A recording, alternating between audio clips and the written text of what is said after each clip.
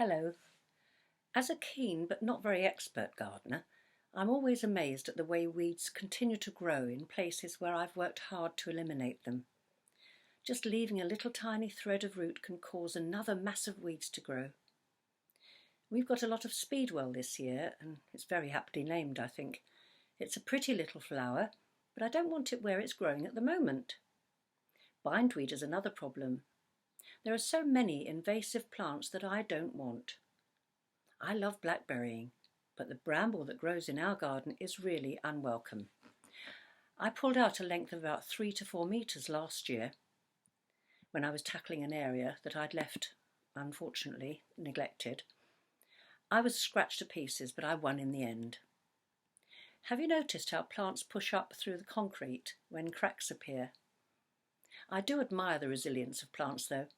It's lovely to see the verges by our roads left to grow too and not trimmed back. The variety of wildflowers is not only beautiful to see, but it relieves the grey concrete and tarmac of our motorways. The wildlife amongst the plants must surely be grateful too for being left alone. We're often asked by gardeners in TV programmes to leave a plot to grow wild. This is something I'd love to do, but our garden is really too small to do that.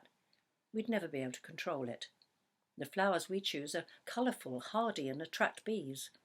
We have slowworms, toads, butterflies as well, so we're keen to encourage insects and other little creatures into the garden.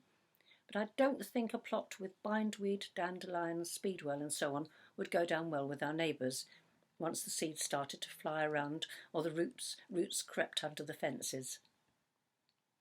We were at Rye Harbour a couple of years ago, just at the right time of year, to see a field left to nature so that it was a riot of colourful flowers. Natural meadows are almost a thing of the past, but there is much being done to redress the situation. My friend has a few acres on the Isle of Wight.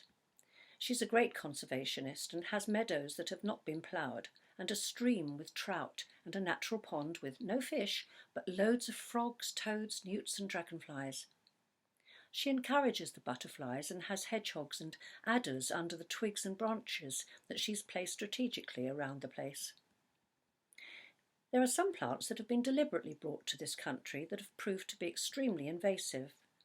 The Japanese knotweed, the original mauve rhododendron, and lots of other species that we now want to get rid of. It's our own ignorance that's created this problem, of course. We've done that with animals too, like the grey squirrel and the Turkish crayfish, to name a couple. There is a place for all the plants God has created. It's up to us to look after them, to enjoy them, use them, and perhaps learn from them. When we feel like giving up, as if things have got too much for us, think of the plants around us determined to survive. Their determination should be a constant reminder to us that we need to have strength and courage in difficult times, and we never have to do it alone. God, give us the grace to look around us, to see the plants surviving in sometimes quite unsuitable places, and learn from them that we should not shy away from conflict, but take heart and sally forth with Jesus by our side. Amen.